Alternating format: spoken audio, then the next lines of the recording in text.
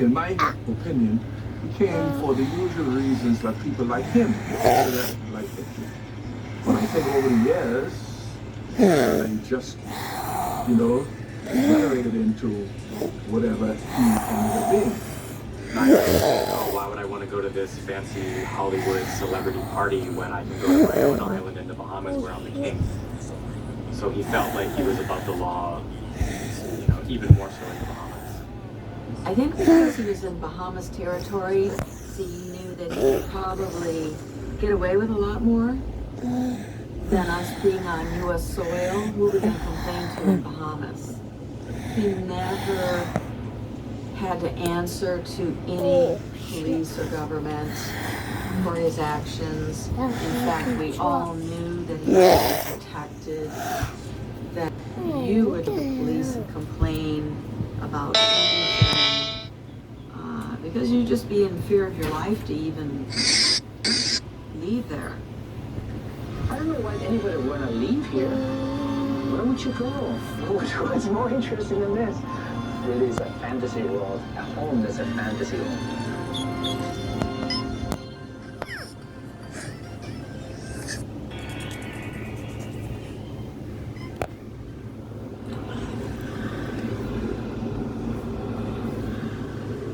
When I got to Niagara Key, I very soon found out that I was not free to come and go as I pleased.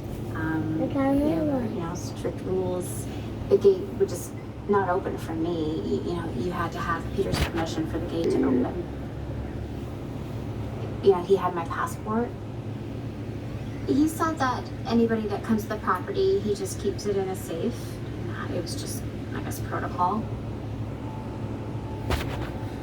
I just was naive.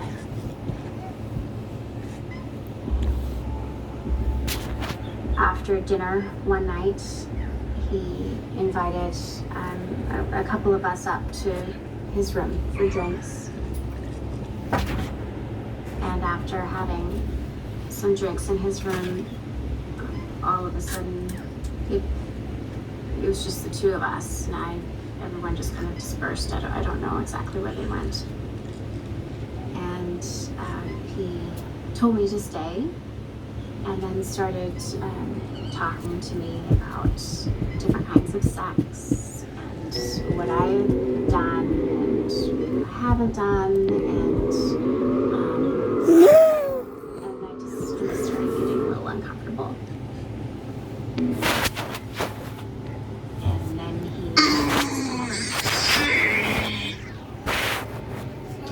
he started talking about anal sex.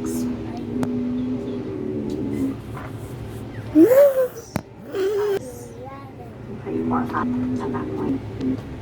I was starting to feel pretty fuzzy at the same time. I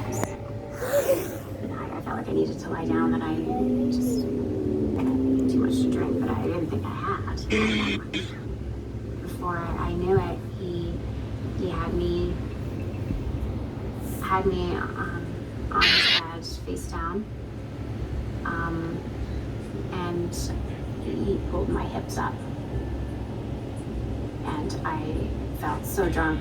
And then before I knew it, he was inside me, and I didn't want him to do this, and I said stop, and he didn't, and I cried, and then I just turned myself off.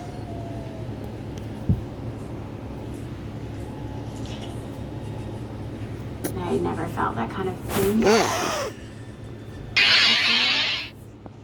just felt myself tense. And when he was finished, I got off the bed, and then I grabbed my clothes, ran out, and went to my cabana, and I stayed there. I stayed there for a couple of days because I was very hurt, physically and emotionally, mentally. I was alone, I was scared, I didn't know where I would go. He had my passport, so, what would he say or do if I asked for that?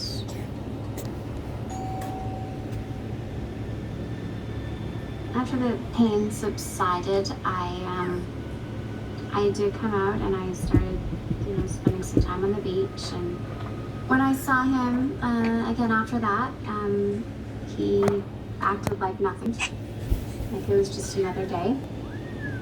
At this point, his kids had arrived on the property. I think his daughter was around my age and his son maybe about 14. And I do remember his daughter asking me kind of why I was there. I didn't really know what to tell her. She seemed like she wasn't surprised that there was a young female on the property.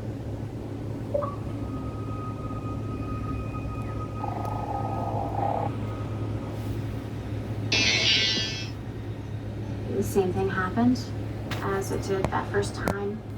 But this time was the hardest because while he was sodomizing me, his son came to knock on the door looking for his dad.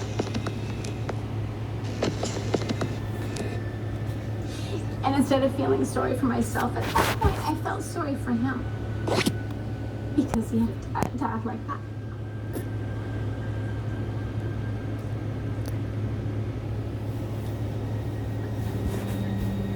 That time after he had Canadian money, Canadian bills in his hand, and he just kind of threw it at me on the bed and said, "There you go." Almost like, he's treating me like I was a prostitute. But I'm not. I wasn't a prostitute. That's not prostitution, that's rape.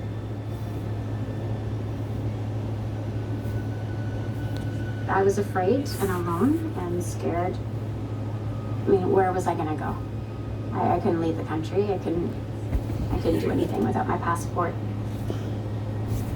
And I felt like his own little prisoner. And that he could tell me what I could do, when I could do it, when I could not. He in full control.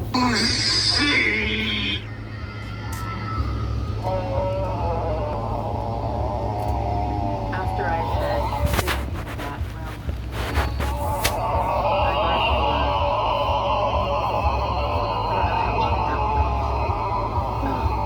somebody came into the room with a tray, and there was food that Nygaard had, and there was like an apple and like a lemonade type drink, and I got the apple and lemonade type drink. And then I don't recall a lot for several hours.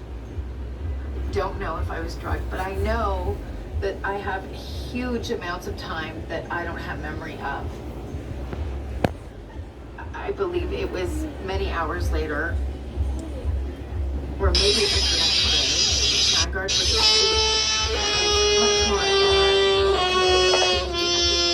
And I called his nephew. I told him that I was there and I was trapped and I didn't know how to get out, but I needed to get out. And he said, "I'm coming for you." And I said, "But you can't get in. How can you get in?" And he said, if I have to drive my truck through the glass windows, all that glass I'm coming.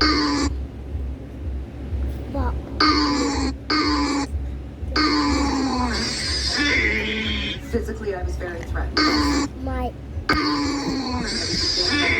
He seemed very powerful. Fighting wasn't an option.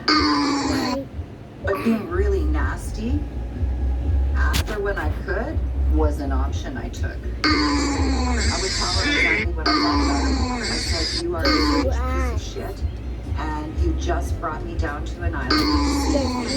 And now you're not letting me go." I go, "Fuck you." I'm actually very thankful. I wasn't afraid to speak my mind. I wasn't afraid to test my mind. I was not afraid to fight for what's right. This has been my whole life, and I've definitely was then too. So I just did so many different things. I irritated him. And on day 4, I got out. He sent me to catch a standby to get out of there.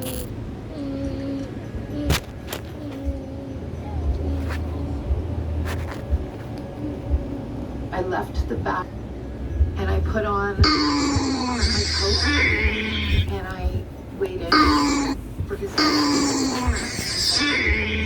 I don't know what I was thinking about, but I do recall looking over the door. The deadbolt. So I grabbed my bag and all I had on was my coat. And I opened that deadbolt and I ran out the door. And now I was in a factory. I was trying to find my way out of the factory and I from behind me there was a light, like a flashlight. Thought it was night guard, but it wasn't. And he said, "Where are you going? What are you doing?" But I put on this air of, "You need to get me. Like, you need to where is the exit? Like, get me out of here." And I need to call Mr. Nygaard. I said, "Do you want to lose your job?" He's the door. And it didn't feel like very long. His nephew pulled up in front of me and we got into the truck and I was out.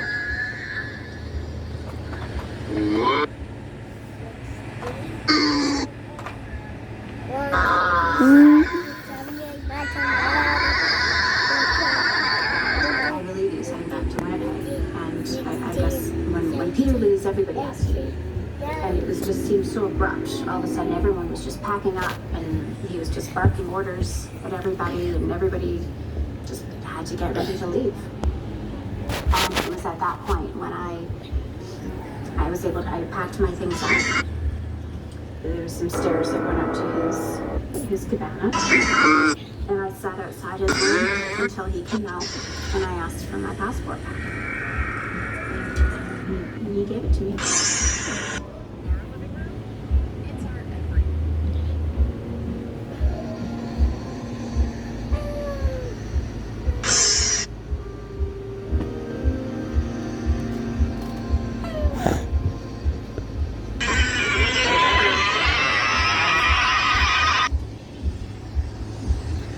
I'll be right back.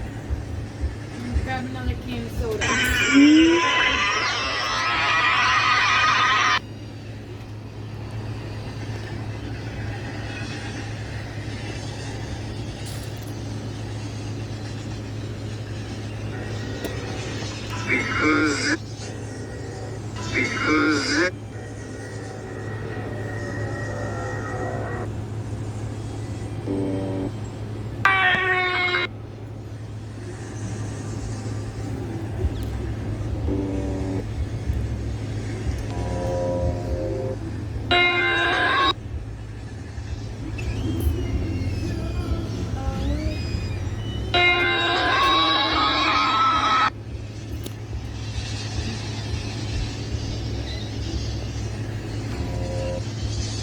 See, that's my blankie. Hey! No! Sit!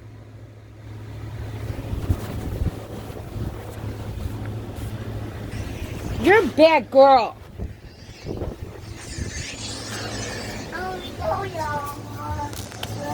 No, it's bad.